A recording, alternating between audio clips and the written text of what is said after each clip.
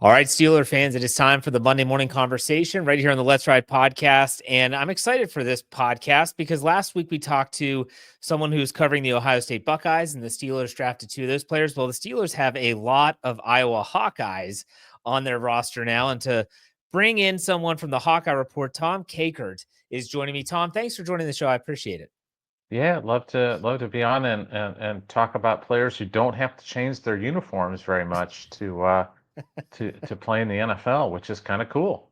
Yeah, when you see the the NFLPA rookie premiere this past weekend, and you see Kaleb Johnson holding up a jersey, like outside of the 0 next to the 2, and it's being italicized and not block numbers, it really isn't any different. But I want to give you a quick opportunity to plug what you do for the Hawkeye Report and give people a little background in case they aren't familiar with your work. Yeah, we're part of the On3 network. I've been doing this since 2003, so I've covered a lot of Iowa football, and yeah, it's got a great community that we've built over the years that follow the Hawkeyes and follow them from the preps, recruiting, their career at Iowa, and then obviously into the NFL. We have a lot of fans that follow what players do beyond their time with Iowa. Well, let's start at the top. Kaleb Yeah. Johnson, running back, third-round draft pick. A lot of people thought he'd be off the board by the time the Steelers selected in the third round, hmm yet here they do. This guy falls into their lap. He's coming off of a good career in Iowa, and Iowa's not known for their offensive prowess per se. But at the same time, for any fan that's out there that doesn't follow college football that much, can you give us a quick summation? I do have some follow-up questions, but a quick summation as to what are the Steelers getting in Kaleb Johnson? He has had an interesting Iowa career in that he really flashed as a freshman. His sophomore year was kind of, just, but Iowa had so many offensive struggles that it's hard Yeah. to say what was going to happen with him. And then started last year, he was, I think, essentially just suspended or had to sit out the first half of the first game, and then they put him in the second half, and the rest is, as shall they say, history. I mean, Yeah. he just took off, and the talent was always there. It's just he put it into a different gear. Liddell Betts, his position coach, who's now with the New York Giants, really kind of had a heart to heart with him and basically kind of said, "Look, you're the most talented guy here. Just let's go." It's just you got to play through these things, and you just gotta, um, you know, run a little differently, run a little tougher, and he did, and he was just a big play machine all season long with just one hit on that crease, and he was gone. And I'll tell you, um, Kirk Ferentz, who's a Pittsburgh guy, by the way. He grew up in Pittsburgh, Upper St. Clair High School, played for Joe Moore there back in the day. Um, Kirk is not one to throw out a lot of hyperbole and a lot of flowers and roses and everything in his press conferences. But during the bowl prep, we were talking to him about Kaleb, and obviously Kaleb didn't play in the bowl game. He just decided he was done, which is what he should have done. Why risk a serious injury? And Kirk said that the play that it was a short pass reception where he basically went through about five people. Said was one of the greatest plays he's seen in Iowa football history. And Kirk has been around for you know, pushing 40 years at the University of Iowa between assistant and head coach at the University of Iowa. So when he says something like that about a guy, um, you listen. He set the record for touchdown rushing touchdowns in a season for an Iowa player this year at over 1,500 yards. I mean, he was scintillating. He was amazing all year. So let me ask you this question. Now, granted, you have no idea what 32 NFL teams are thinking as they go through the hmm process, whether it's with the Senior Bowl, gearing up to the combine, and obviously in the draft itself. But in your Yep. opinion, why do you think Kaleb Johnson fell to the third round? Is there anything in particular? Maybe it's that he didn't have the production for 3 years, but really he flashed his last season. I'm not sure. I'm asking you, why do you think he fell all the way to the third round for the Steelers to take him? He ran a 4.57. You think that's That's it? my Yeah, I think that's probably it. Is he didn't run. I think if he runs a 4.49, he's probably in the second round. It's That's just crazy. that simple. Like 1/10 of something makes the difference. Um, but who knows what NFL teams are thinking? I mean, there's also the mentality that running backs are a dime a dozen, and this draft, and especially, was so deep in running backs that you could wait and wait, wait, and still get a really good running back, even in the third round when you can get a Kaleb Johnson. Well, and you said that the slower 40 time, but you also added that he had a ton of big plays this year. He was a big play machine. And so that can tell Hmm. you that the straight line 40-yard dash time is not necessarily indicative of how a player is going to be able to produce. I want to ask you though, when you look at his play style, do Hmm. you see someone that is NFL ready? Or do you see Yeah, someone that it might take them some time to get acclimated? Most rookies do, but do you think that this guy's ready for the league? yeah, he's a grown man. I mean, he's bigger than your average running back, where you've had like guys that are, 5'8", 5'9", 5'10". He's legit 6'1", and he's got a grown man's body. I always compared him sometimes to like Eric Dickerson, just Okay. because he runs a little bit more upright. He's kind of gotten better at that. The big thing he's done is he'll lower his shoulder now. And you talk about the 4.57 and the speed and everything. I've yet to see him get caught from behind by anybody. It was like the old thing about Jerry Rice. Jerry Rice had a slow 40 time coming out of Mississippi Valley State, and everybody wondered, maybe he's just not that good. I watched Jerry's career. I don't think anybody ever caught him from behind. So it's one of those things that people focus on, I think, far too much. I just say Yeah. look at the tape, and tape doesn't lie that this guy was just incredibly productive. Now, last question before we move on to the Steelers' fifth round draft pick. Sure. What kind of person, leader, are the Steelers getting in Kaleb Johnson? Was he that guy for Iowa that would not necessarily be the rah guy, but was he the guy? Was he a leader in that locker room? Describe what kind of person the Steelers are getting in their third round pick. That's probably the area that he grew the most this past year, because he was pretty quiet. He was pretty reserved. Just kind of do your job. Just he just Something clicked this year where he kind of brought his leadership more to the forefront. He was not a team captain or anything like that, but I think the respect for him in the locker room grew as the season grew, and you could see him grow as a leader on the field, and just talking to us in the media every week. You could see that he was maturing before our very eyes, and taking steps that I think he needed to take, and grow up a little bit, and I think he did that. But everybody hits that spot, um, at different spaces in their career. Some guys come in mature, ready, true freshmen. Others, it takes 3, 4, 5 years. And for Caleb, it was about 2.5, and then he about midway through the season, you could tell he really grew as a leader on the team. All right, it's exciting. Now, let's go to the Steelers' fifth round draft pick. The Steelers double dip on the defensive line. They take Derek Harmon out of Oregon in the first Mhm. round. They get Yahya Black out of Iowa, obviously, in the fifth round.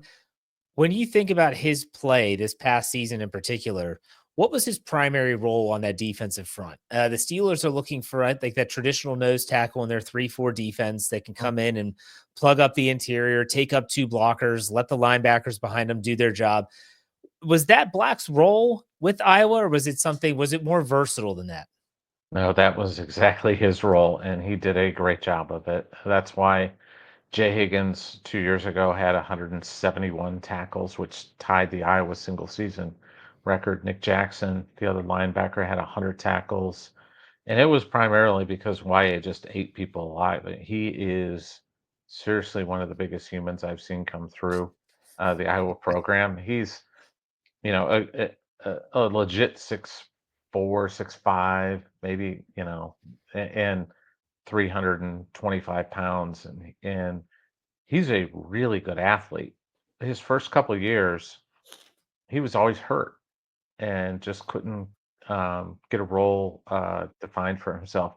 I kind of compared him to a guy that came out of Iowa about probably about 10 years ago now, Carl Davis, kid from Michigan who's bounced around the NFL for about 10 years, was with I can't remember who he's with at the end of this last year. He played in a play. Oh, he was with Washington. He was with the Commanders at the end of this year, so he was still plugging along. But just a big human, Yeah. and who could just eat up space. And you got to be so unselfish to do something like that because there's so many accolades that you could get by just trying to shed one guy and go through.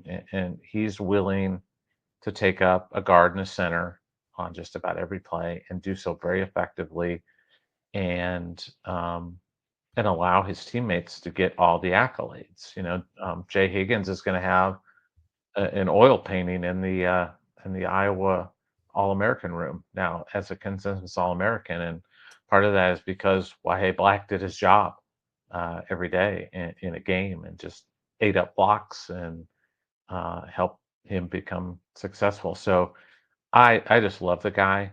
He's another guy that grew as talking to us because he didn't like doing media. He never enjoyed doing it for a couple of years, and then this past year, he was great with us and very opinionated. Had a lot of thoughts. He's an interesting guy, and I think you guys are going to enjoy having him around. And boy, he's a good football player too. Like I said, health was the only thing that held him back early in his career. He just a lot of nagging injuries, but last 2 years he's been really healthy, and he could have come out last year probably and been a fifth round pick then too. So uh, I think the world of the guy because he's so unselfish. Now, and I'm glad you said that because honestly, in the early, the Steelers have only had rookie minicamp, and so the media were surrounding him at that time. He seems like he has a pretty good personality. He Yeah, seems like yeah. he actually was pretty open compared to some of the other rookies, and I was pretty pleased when I was reading some of the transcripts and hearing some of the video. He seems like a character. I was kind of it fits for some reason when you think about Yeah. nose tackles and those big brutish guys to have a little bit of funny side. So that fits absolutely. I think he's going to be a good fit there. But And what would you and say? and like I Go ahead. said, he was not that way early on. It was this last year, he kinda let his personality come out, and I think he enjoyed it, and we enjoyed it. So it was great. What would you say his expectations are? Obviously, with Kaleb Johnson, you're like, this guy's NFL ready. Like he is a grown man. Clearly, Yahya Black is a grown man, but is it going to take him going up against offensive linemen that are legit grown men and have been in the league for a long time? That's a different beast. Do you think he's ready for the task, or is it going to take him some time? I think there's always gonna be an adjustment, but Yeah. he's a really good athlete, and I think that's the thing that you might wanna watch with him is his athleticism. He was a really good basketball player as a high school athlete, and, was on some of the better AAU teams in the state of Minnesota growing up because he just had this size and he was really nimble and pretty athletic. So I think that's something with his size and athleticism that's going to help him, I think, translate quicker than some guys might into the NFL. And that's something I noticed watching just the brief amount of film that I did on him is that a lot of Steeler fans are concerned that when you see him go on the field, it's going to be their base 3-4 front, and he's just going to try and plug it up. And it's going to be a very clear indicator, red flag almost, that they're going to try and stop the run. When in reality, it sounds like he's athletic enough, and you see it on film that he could be tasked with doing some more things, and it wouldn't be such a red flag. Hmm. I'm really excited to see him, but I want to go in a different direction. We'll get to Sebastian Castro in a second. But Steeler fans last year in 2024, they took Iowa Hawkeye Logan Lee in the sixth Yep. round. And we as fans did not see him outside of the preseason. He was placed on injured reserve. He had his 21-day window activated at the very end of the regular season and in the playoffs, but he was never put back on the 53-man roster. I think fans have forgotten about Logan Lee, and that's just because of recency bias and the new draft picks, and they double dipped on the defensive line. For all the Steeler fans out there, like, what can we expect from him? What did you learn about Logan Lee when he was at Iowa? Here's a fun fact. 2 years ago, Logan Lee and Yahya Black played right next to each other for about Yeah. 80% of the snaps on defense, and they were terrific. They were really good together. And Logan's just country strong, country tough. He's from a small town called Orion, Illinois, which is right in my kind of my area of I live in right on the Iowa side of the Mississippi River. He lives on the Illinois side, but it's kind of my home area, and he's he's just a tough dude that's just going to keep coming. And he was a tight end coming out of high school, and thought maybe he'd end up being a tight end, but then he had to just grow into defensive end, tackle eventually, and um, yeah, last year I know he struggled with his health, but he's a guy that's just he's going to be, I think he's going to be one of those marginal guys probably on their roster. I'm sure they've probably got about 3 or 4 guys, and there's only 2 spots or something, and he's going to be one of those guys fighting for that spot. He is going to make it awfully tough to cut him because he's not going to make mistakes. He's going to keep coming. He's not going to be flashy.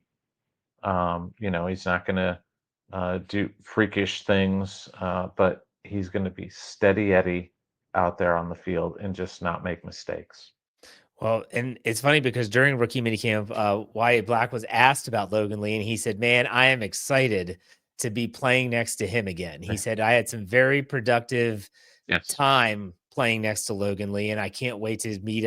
I'm sure they haven't seen each other maybe yet, just probably just in the facility. But it's good to remind fans out there that Logan Lee is a very capable player, even though he's a late round pick, a day 3 draft pick, and he has yet to show us, the fan base, exactly what he can do. Let's go to a player that Steeler fans are actually very, very intrigued by, and that's undrafted safety Sebastian Castro. And this is one of those players that when people start diving into the film and they start reading about what he can bring to a defense in the secondary, they're wondering, how did this guy go undrafted? It just doesn't make sense. He's versatile. He's a hard-nosed player. He's a hard-hitting player. There's been reports that he could possibly play the slot. I mean, tell us a little bit about his versatility in the defensive secondary, if you could. So he played a position that's called cash for Iowa, which is essentially like a nickel. He plays along the line of scrimmage, guards a slot. So it's basically like they run a 4-2-5 defense. So he's kind of on that line of scrimmage in the wash a little bit. And I'll tell you what, not this past year, the year before, the last 6 games of that season, he was as dominant of a defensive player as I've seen wear an Iowa uniform in a while. And that's a team with Cooper DeJean on it. Yeah. And he was and Castro was playing at or better than Cooper DeJean, which just tells you a ton. I mean, he was like a heat-seeking missile out there. Yeah, you'll probably remember Bob. Do you remember Bob Sanders? Played for the Yeah. Colts, Absolutely. NFL defensive MVP. He played at Iowa. Bob's the best defensive player I've ever seen wear an Iowa uniform. He just erased people. I mean, he was just he was not big, but a locomotive coming at you and just knock your socks off. And Castro was as close to Bob Sanders as I've seen that second half of last year. Now he didn't have a great year this past year. I don't think he just didn't seem to be firing as much. I know he had an ankle problem and missed a game because he had an ankle issue. So I think maybe that's part of what was going on with him this past year, that maybe the production wasn't at the same level. But I'll tell you, if that kid can play at that level, I mean, he's like, he's one of those hybrid guys. He's not a true safety. He's not a corner, but you just get him on the field and he just does things. It's like, Minka Fitzpatrick does that kind of kind of stuff. It's just a football player that is just going to be around the football, making things happen. And that's why I love Castro about that. He just makes plays. Well, and in the NFL, it's become so specialized, and Yeah. they need particular hybrid type players. They're Hmm. searching for those safeties that are nimble and versatile enough to be like a defensive back, like a cornerback in the slot, but can yet play the line of scrimmage. The Steelers are a really good one in Deshaun Elliott like that right now. And a lot of people are thinking that Castro is kind of built in that same Yeah. likeness in terms of his ability to cover, his ability to play the run. There's a lot of value there. And I think Steeler fans are really excited. And plus, you can get a guy when he's undrafted. Outside of the injury, you mentioned the ankle, and outside of him just maybe not having a great senior season, is that the only reason why he went undrafted, in your opinion? And I don't think he ran great. Yeah. But boy, I just tell you, the quick twitch with him, um, especially 2 years ago, the 2023 season, was just so good. I mean, he was just coming out of nowhere, and you just see him flying across the field and just lay somebody out. He was just playing at a different, like a man possessed, for Yeah. 6 games, and he was so good. So if they can get that Castro, they got something to work with. A guy who's going to make an impact on their defense this year. I want to ask you, when you look at Logan Lee, Sebastian Castro, Yahya Black, game throwing Kaleb Johnson, what exactly do you think it is about Iowa Hawkeyes that seem to be a good fit in the Pittsburgh with the Steelers? I'm just curious if there's something that you see from an Iowa perspective that you're like, well, this is not a surprise that the Steelers are really diving into the Hawkeyes in recent draft classes. I'll tell you exactly. It's Kirk Ferentz, because Kirk Ferentz grew up a Steeler fan. Yeah. He worshipped Chuck Noll growing up as a kid. I mean, I can't tell you how many times he's mentioned Chuck Noll and the Rooney family and all these things. I mean, he loves Pittsburgh Steelers. Just the organization, the way they handle their business, the way they stick behind their coaches, even when times might get a little rocky or whatever, they let them work through things. And Kirk's had that in his 26 years at Iowa, as a head coach, the most senior coach in college football. And Kirk, like I said earlier, grew up in Pittsburgh, went to Upper St. Clair. He knows Steelers. He knows Steeler football, Yeah. and he grew up rooting for the Steel Curtain and all those guys. And like I said, I can't tell you how many times he's brought up Chuck Noll, because that's, I think, one of his kind of. Oh, I don't know that he ever met him, but probably one of the guys that he really admires is Chuck Noll. Well, and Iowa seems to play a similar brand of football that the Steelers do Yep. in terms of Yep. schematics, stylistically, all of it. They just seem to, Blue and it's collar. not exactly, and it's not just the uniforms that look similar, but I'll it tell is. you, Yeah, go ahead. great story about the uniforms, that you guys might not know, but back in 1979, a guy named Hayden Fry took over the University of Iowa football program. He's a guy from Texas. Iowa had known nothing but losing for about 20 plus years. And by nothing but losing, they had not had a winning season since like 1960. And Hayden came in, and that's, late 70s. That's Steelers are rolling. So Yeah, he comes in, he redesigns, puts his tiger hawk on the helmet. That's a new kind of symbol for Iowa football. And he redesigns the uniforms, and he makes them look just like the Steelers because the Steelers are winning, and he thought that would rub off on him. So there you that's go. why Iowa wears the uniforms that they do, is because the Pittsburgh Steelers were great. And and it has not changed since then, and they have not changed. I mean, they've had, much like Pittsburgh has had, what, like 3 coaches, and I don't since even know since how long. 1969, since 1969. 1969. Iowa has had 2 football coaches since 1979. Oh, there you go. It's the Hey, same thing. the parallels are The uncanny. They're uncanny. parallels, and then, with Kirk being from the Pittsburgh area, Yeah. his dad, um, his folks were living in the Pittsburgh area when they, when they pass away. So it's just, yeah. I've always felt a real bond with Iowa and Pittsburgh just because of Kirk. Yeah. Well, I appreciate, Tom. I appreciate your insight into these 4 players that are now Pittsburgh Steelers. And even though Logan Lee was drafted last year, it's still pertinent. I want to give you an opportunity to plug your website, social media handles, anything else you're doing that people want to check out your work on the Iowa Hawkeyes. Let them know where they can find you. Yeah, just go to at Hawkeye Report on X, Twitter, whatever we're calling it these days. Can find us there. We've got a Facebook page, Hawkeye Report. You can find a quick search on Facebook if you want to look at that, or just go to the website HawkeyeReport.com, part of the On3 network, covering Hawkeye stuff every day. So, and we do some NFL stuff during the season, kind of review the top NFL player. Iowa's got a lot of players in the NFL, George Kittle, all these different guys, so that are having success. And hopefully we'll do some stuff on Kaleb Johnson this year, running for 150 yards in a football game. Love to see it because you guys are going to enjoy him. He's a one-cut guy, but boys, when he gets upfield, he glides. It's something to watch, and I think you guys are going to enjoy him.